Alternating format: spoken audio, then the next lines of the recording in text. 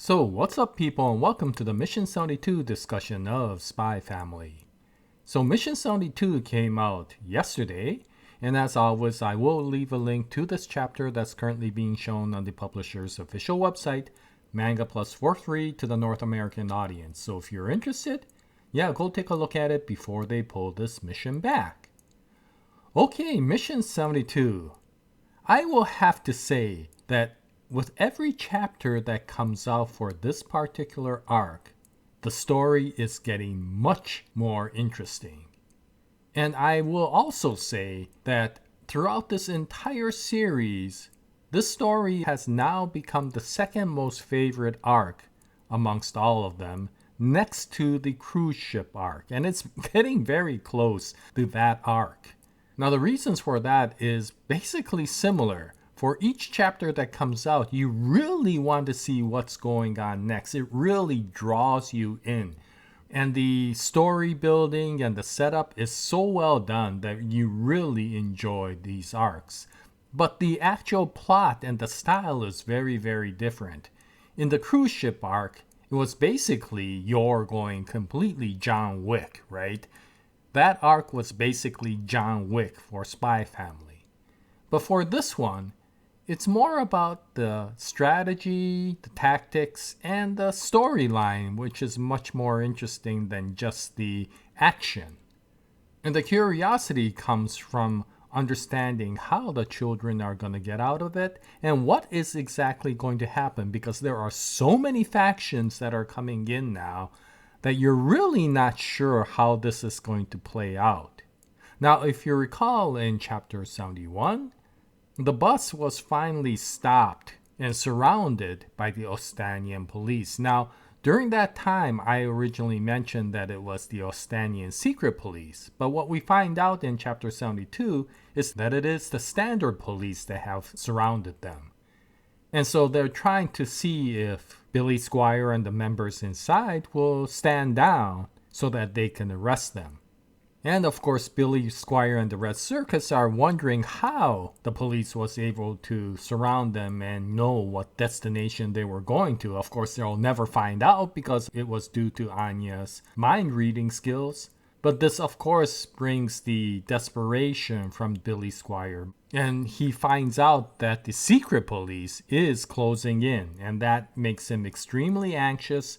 And so he starts setting up the defense. He demands the children to put curtains up on the windows so that the police won't be able to look inside and the snipers won't be able to shoot. And once that is done, then he goes out and gives his demands, which is the release of the number of members that are in prison and a safe passage to a country called Nordica. And so it isn't really a significantly major demand. They're not asking for the government to stand down or anything like that. They're basically wanting their comrades free. And although he makes a significant number of threats with regards to potentially harming the children, there is no indication that he will really do so.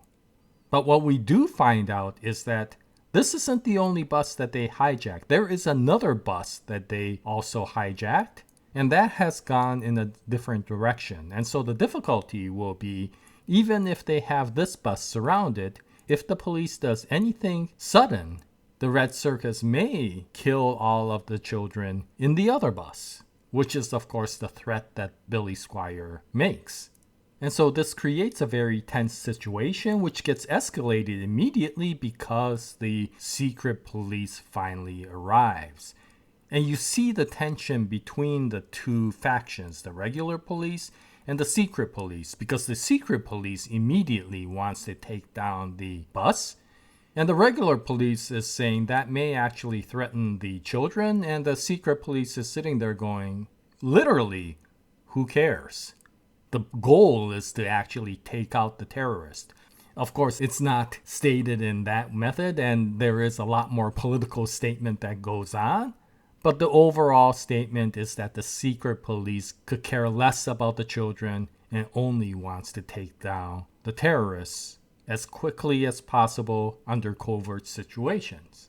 And so you find the interesting politics that's going on in Astana. You see the microscopic and the macroscopic situation for that particular country. In the microscopic situation, you do see people like the standard police who really care about the people they're sworn to protect, and they're trying to find a situation that they could resolve the problem without harming the children.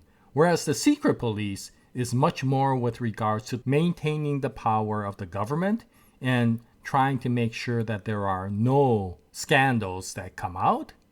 And so from their perspective, the children are just potential collateral damage to the mission that they want to do, which is to take out the Red Circus as fast and as silently as possible. And so this really does give you this feeling of the macroscopic government's view, which is much more a controlling power situation, but the individual citizens in the country, for many of them, to be very sympathetic. And I thought that Tatsuya Endo did a wonderful job here in portraying that. Now, of course, you do also see that in Billy Squire, because he does not want to harm the children.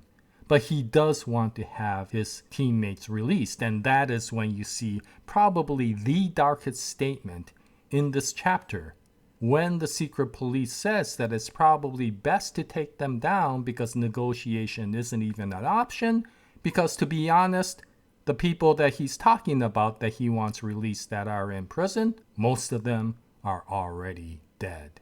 We're not sure exactly, was it due to interrogation or due to the very dangerous situation that happens in their prisons. We're not exactly sure, but whatever the situation, the people who were sent to prison did not survive. And so this, of course, puts the government in a very precarious situation because there is absolutely no way for them to be able to meet the demands even if they wanted to. Now, in the meantime, we, of course, finally see Daddy Blackbell and Martha come to the scene. And Daddy Blackbell is, of course, being the very sympathetic Daddy Blackbell, who's really terrified that something may happen to his treasure, Becky. And so he's trying to do everything possible to try to resolve the situation, which isn't helping anyone at all. And so Martha's trying to calm him down. And at the same time, we also see Mr. Henderson come out. So we are starting to see a tremendous number of different groups gathering in one location. And it turns out that Martha and Mr. Henderson know each other. And of course, Martha questions why he's there when he's actually just a school teacher. But just like with Martha, Mr. Henderson has a responsibility to the children, so he has to do everything he possibly can to resolve the situation. Now, it eventually gets to a point where they have been there for quite a while, and the children are becoming really restless and quite hungry. And it is at this time that the police offer to bring in food for the children. And despite the complaints from the terrorists, they decide to agree to that, but under the condition that whoever brings the food is not a policeman. And so Mr. Henderson decides that he will volunteer to bring the food in. And Martha, of course, questions whether that's a wise decision. And from Mr. Henderson's perspective, it's really the only decision he can make because, once again, he feels very responsible for the children. And maybe if he was in the bus, they will feel a lot more comfortable. So he goes in. And not only does he deliver the food, but he makes a deal with Billy Squire that he will take the place of another teacher who has been held captive in the bus. And so with that, Henderson becomes one of the hostages, and he is worried that the children are terrified. What he finds out is that Anya is absolutely comfortable with the situation. He has no idea that Anya knows that the bomb on her is a dud. And so he is absolutely amazed that Anya is one of the calmest students in the entire group. And she's sitting there going, "Oh, food, I think I'm really hungry." And that's when Henderson becomes extremely impressed with Anya. And he remembers the interview in which Anya was talking about how she needed to survive in the jungle and go all out and overcome very tough situations, of which, of course, Anya was reciting the things that happened in the Bond Man show that she always watches. But now, Mr. Henderson's associating that comment with her ability to stay calm here, and he's thinking that she actually was honest in that interview. So a bit of humor that continues to go on throughout this entire mission. But this chapter is a lot more serious than the previous one. And so Tatsuya Endo has this ability to go back and forth between the humor and the seriousness depending upon what is necessary. And here is where we really find out more about Billy Squire. Because Mr. Henderson, noticing how Billy's watching the kids, asks Billy whether he has children of his own. And he says he has one daughter. And at that point, Mr. Henderson questions Billy of how he can do something to other children when he has a child of his own. And that is when we find out that Billy Squire's daughter was killed by the government. And we find out that Red Circus was not a violent extremist group. They were a peaceful activist group.